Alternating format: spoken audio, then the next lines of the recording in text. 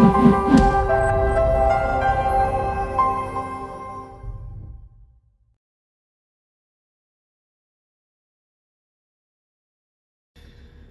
this is Alex Yoder with Pro Tip Tuesday, my favorite day of the week. And we're going to talk again today about assistive animals.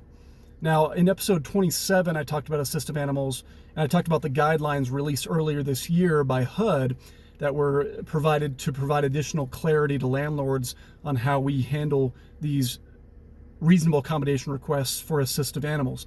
And in the previous video, I was talking about specifically these kind of bogus certificates that we all keep getting.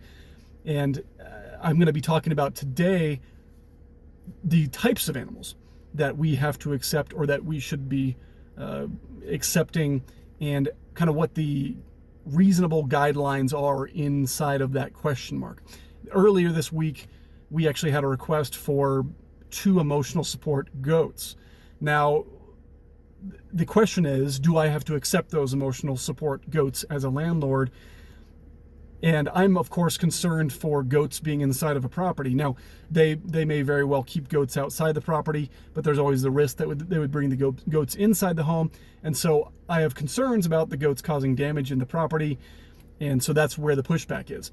Ultimately, if there is a legitimate need and a reasonable request, landlords in our company has no problem with emotional support or service animals.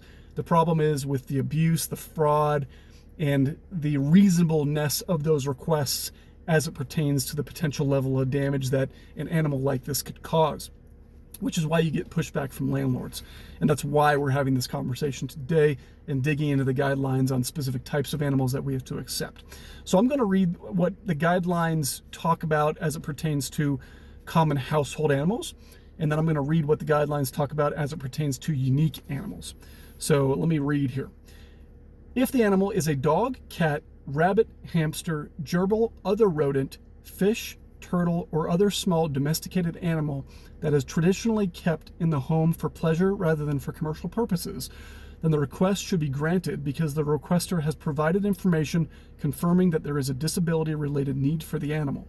For purposes of this assessment, reptiles other than turtles, barnyard animals, monkeys, kangaroos, and other non-domesticated animals are not considered common household animals. Now I'm going to read the unique animal section, not the whole thing, but I'm going to read the start of it. If the individual is requesting to keep a unique type of animal that is not commonly kept in households, that as described above, the requester has the substantial burden of demonstrating a disability-related therapeutic need for the specific animal or the specific type of animal.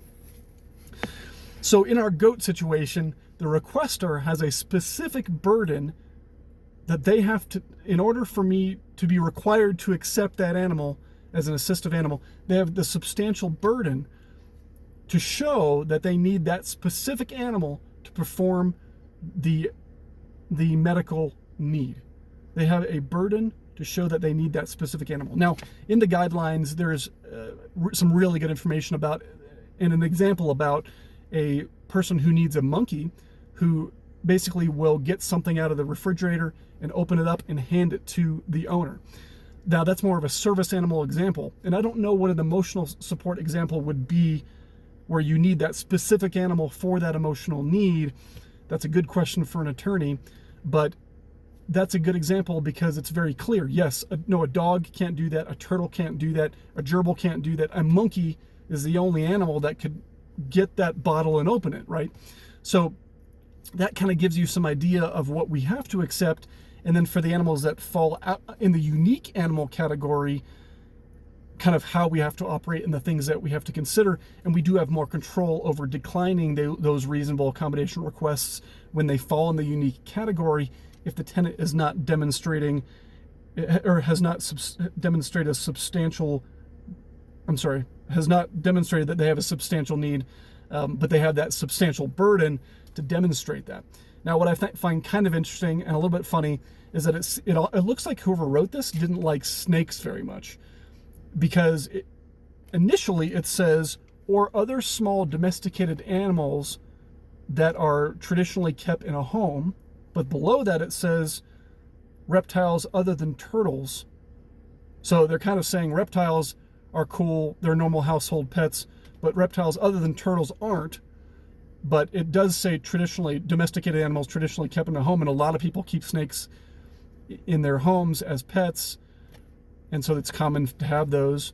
And I don't know any landlords that would decline a snake regardless, or charge a pet fee for a snake regardless, but this is kind of how my brain works, and it seems a little bit conflicting. So for you snake lovers out there, I'm fighting for you. But if you're going to decline a snake ESA in your property for some, frankly, stupid reason, I don't know why you would do that, that's kind of something that you wouldn't have a clear answer on. You may want to seek the advice of an attorney. So anyway, go read that provision in the guidelines. If you are a landlord and you get a request like this, you should be reading all of the guidelines to kind of see what's fair and reasonable. And if I were ever to decline a request, a reasonable accommodation request, whether it's a unique animal or a common animal, I would be seeking the advice of an attorney, and I would be using their language in the response for that reasonable accommodation request. So definitely do that. But hopefully this gives you a little bit of clarity on the fact that you have some control if the animal does not fall in that common household animal category. That is all for today. Alex Yoder, Dorman Real Estate Management, Pro Tip Tuesday. We'll see you next week. Goodbye.